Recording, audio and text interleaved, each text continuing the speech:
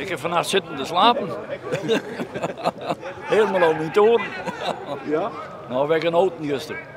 Het was een feestdag. Echt volksfeest, tot en met. En als je dan na de tijd ziet, jongen, hoe feest dat het dan is. Nou, geweldig, geweldig. Onvoorstelbaar. Het is geen toeval, toch? Dit er wel.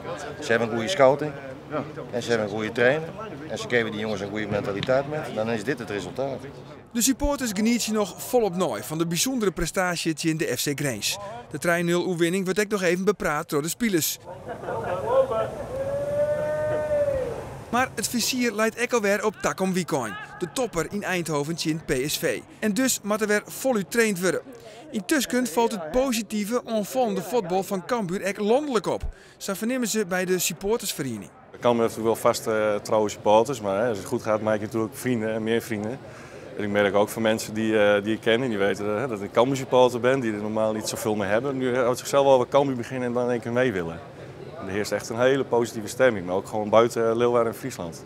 Ja, dat is mooi. Ja, op school wordt er veel over gesproken natuurlijk. En vooral natuurlijk Groningen, hè. Dat is dan toch weer het anders dan andere teams. Ja, je merkt het gewoon, ja.